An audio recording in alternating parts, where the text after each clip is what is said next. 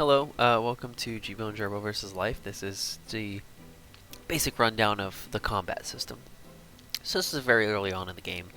Everything's pretty simple at this point. Everything's very simple at this point. But yeah, let me show you stats. Okay, so this is basically the beginning of the game. Not right at the beginning, a few minutes in. I got Jeebo and Jerbo here. Those are the two main characters. You can have up to 3 in your party, and yeah, you start off with just Jeebo and you get Jerbo in just a couple minutes. So first stat I want to explain is ES, because it's not a normal thing that is in most RPGs. Basically, it's a stat that boosts your attack and your speed and your AP, and kind of lowers your defense a little bit eventually, but not a whole lot. It's basically inconsequential. That's mostly just for lore reasons than anything else, because it lowers it such a small amount that it really doesn't make a difference. Anyway, it raises your attack and your speed quite a bit, and your AP a decent amount too. But yeah, as you can see, 50 is the average. So Jeebo's is at 68 right now, and so you can see his attack is quite a bit boosted. His speed is quite a bit boosted.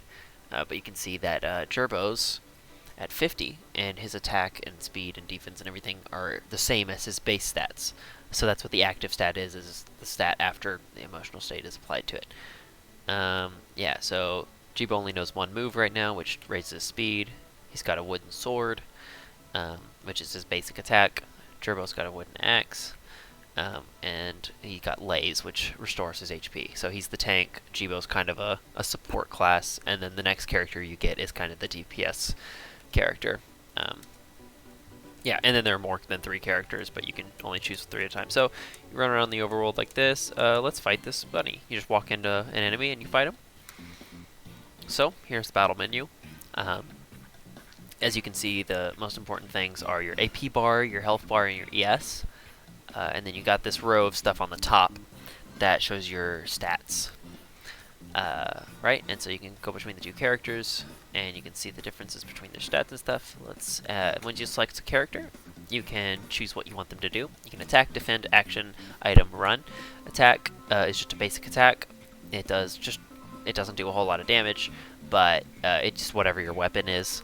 So it'll be a wooden sword for Jeebo, but it's free. It doesn't cost anything. Defend reduces incoming damage, raises the chances of the enemy missing, and also will help expel negative status effects. So for example, if you're poisoned, it's got a chance of disappearing every single turn, and defending doubles that chance.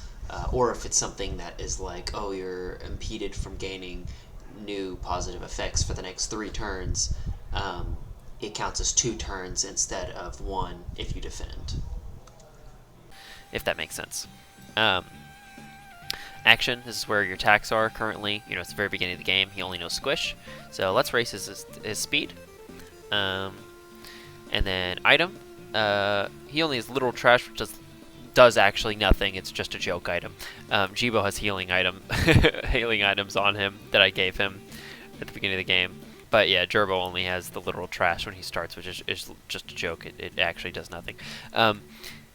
His only attack action is to heal himself, which he's at full HP right now, so that wouldn't be very useful. So the only other option is to run, which, you know, is a chance for running the battle. It's speed-based. You have to...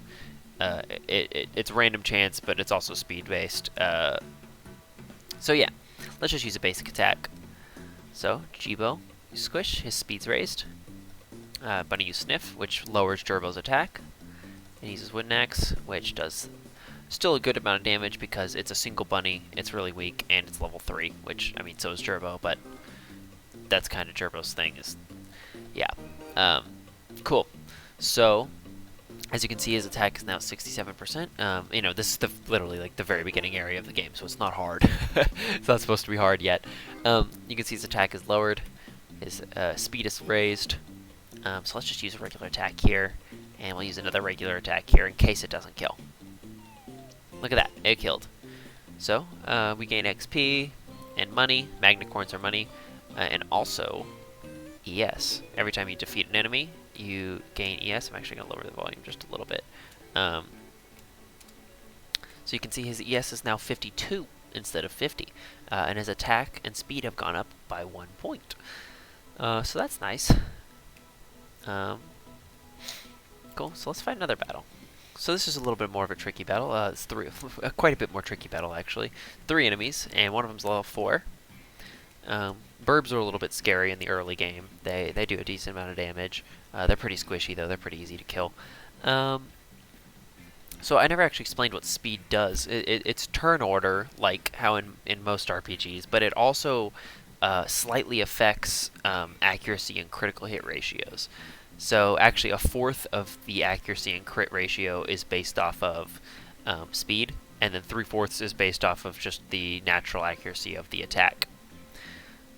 So let's use that once, because those squirrels are kind of tanky, and critting is usually a good way to get through their defenses. And again, his only attack is to heal himself, which is not really applicable. Squirrel's defending himself, so it's a good thing we didn't attack him, because wouldn't have done a whole lot of damage. Oh wow, 1 shot. That was strong. Okay, I wasn't expecting that much damage, but okay. I thought I'd do most of his health, but not quite. So Jeebo learned Envelop. That squirrel raised its defense. So now he's got another attack, Envelop, which is just a higher damaging attack. It's basically the same thing as its basic, but it does more damage. It costs 8 though, and you can see now kind of the point of the game. The AP is out, so we can't use it. So we have to use attack. So us using Squish at the beginning was, useful because it raised our speed, but it's also a little bit scary because now we can't use more stronger attacks that he just learned. And so he's a little bit vulnerable now. And I doubled into Gray Squirrel and he defended himself, which is not great. Which is why it's not always a good idea to double into someone. And he raised his defense. Okay. And as you can see, the AP regens slightly every turn. It regens 10% of your max AP every turn. So over time, you can start to use your stronger moves again. And he's defending himself again. Wow, I'm getting real unlucky here with this.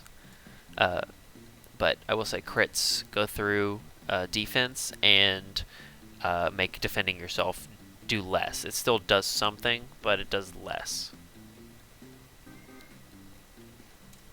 Okay, he's not defending himself, so that should kill. Yeah, there we go. Oh, and Jerbo learned Buff, which raises his attack.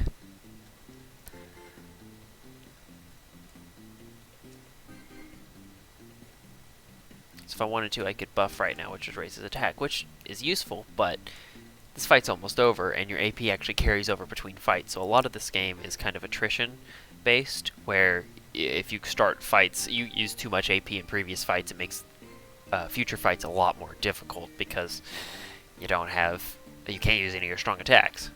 So at the end, you kind of just want to mash through regular attack. And he was defending himself there. Let's just mash through real quick.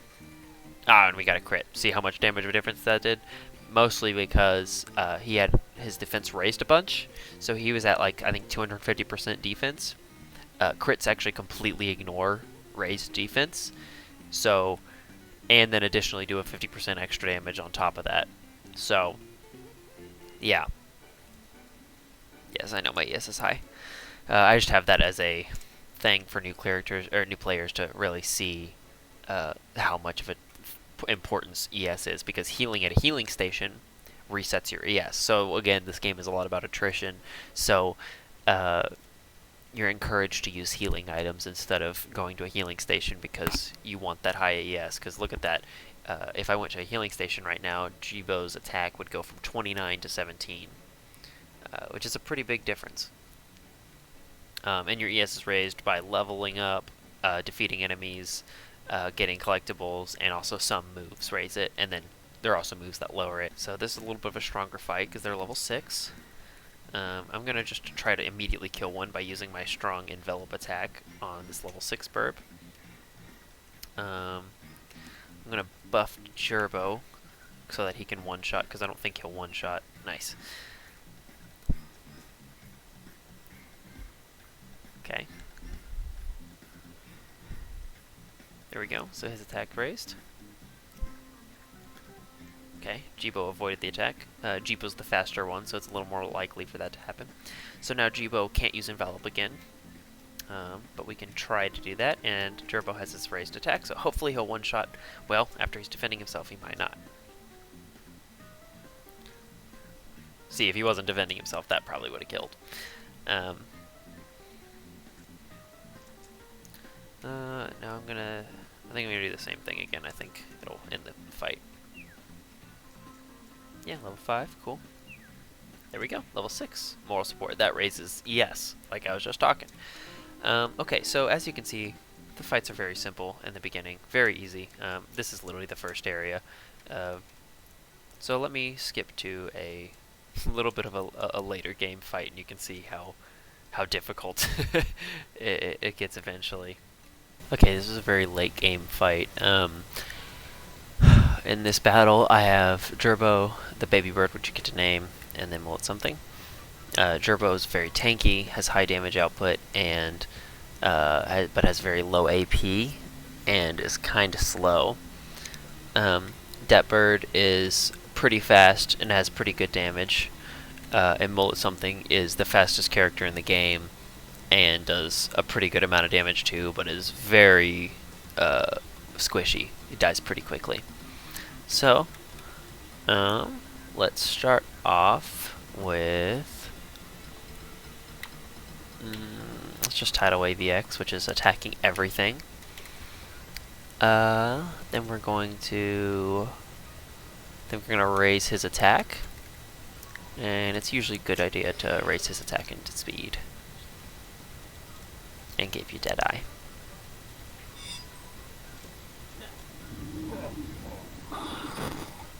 Cool.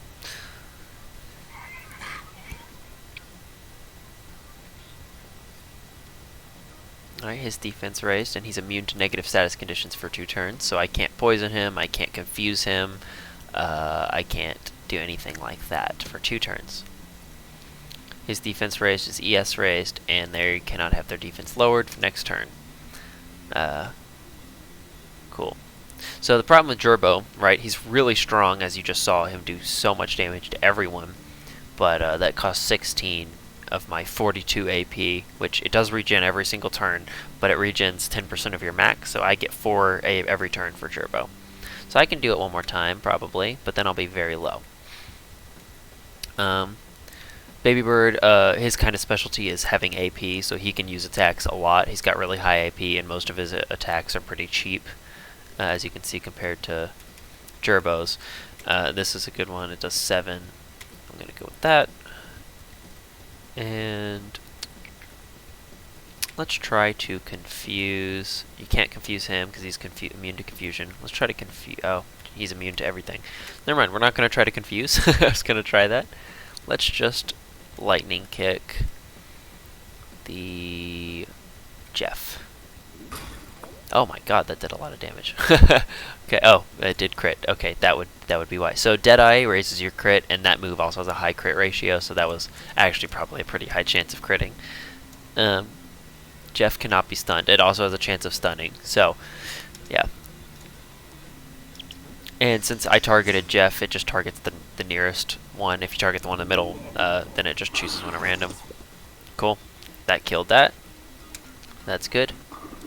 Roll out. Okay. I got disrupted, which means he can't have his stats raised. So if I try to use... and then defense down, immunity wore off. So basically if I tried to use Sharpen again or Glide to raise attack or defense, it wouldn't work. Which is fine, because this battle is just about over. And we won pretty well because we came into this battle pretty prepared, but a lot of this game is about attrition, right? So AP and ES stay the same throughout all and health stay the same throughout all battles. Status conditions and stat buffs and debuffs, like my attack being at 150%, will reset between battles, so you can't just buff a bunch in one battle and then go to another and be super strong. But your AP and stuff does. So Jerbo is very low AP now, and so I won't be able to use Tidal Wave twice in a row like I did last time. I'll probably be able to use it once because it'll probably regen enough by the time I finish this fight that I'll be able to use it again. But that's that. And then I'm just going to use basic attacks. Oh, and as you saw, double A battery and metal wing, those are their weapons that they have equipped. Basically, if you use attack without a weapon, it just uses attack, which is just a really bad move, basically. But if you have a weapon, it replaces the attack with a little bit of a stronger attack. It's still weaker than their moves, obviously, because it's free, but, you know, that's the point. So that's a win there.